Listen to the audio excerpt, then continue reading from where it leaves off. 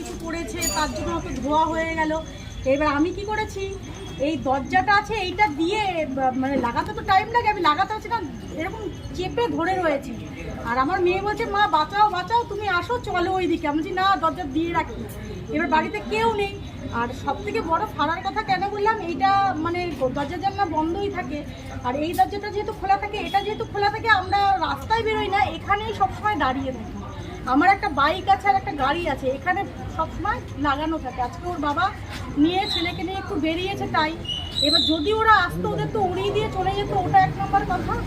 আর দ্বিতীয় কথা, মানে কি বলবো, আমি তো মানে তখন যে এমন পরিস্থিতি হয়ে গেছে, মানে আমি বোঝাতে পারছি না সেই পরিস্থিতিটাতে কি।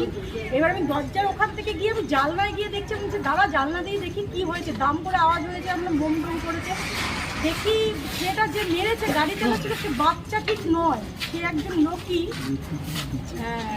সে হয়তো ড্রিঙ্ক করেছিল মনে হয়।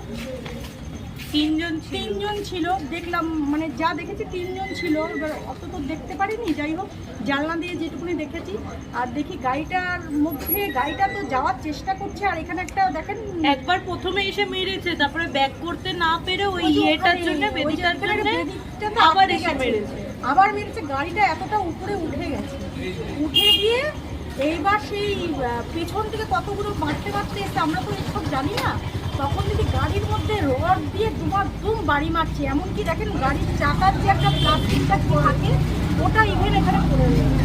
মানে এই পাখিটার গেটটা যদি না থাকতো, আজকে হয়তো ঘরে ঢুকে, পুরো ঘরে ঢুকে। আর এখানে সবসময় আমার ছেলে দাঁড়িয়ে থাকে, আমি দাঁড়িয়ে থাকি, আমার হাজবেন্ড দাঁড়িয়ে থাকে, মেয়ে গেটের সামনে অতটা থাকে না। মানে ঠাকুর হয়তো আমাদের আজকে বাঁচিয়ে দিয়েছে বড় একটা খারাপ। আর এখানে এই রাস্তাতেই একটা মেয়েকে পুরো কলার বোন ভেঙে দিন, কলার বোন ভেঙেছে। আর এর আগেও শুনলাম নাকি হাত ভেঙেছে, 10-12 জনকে মারতে মারতে এসছে।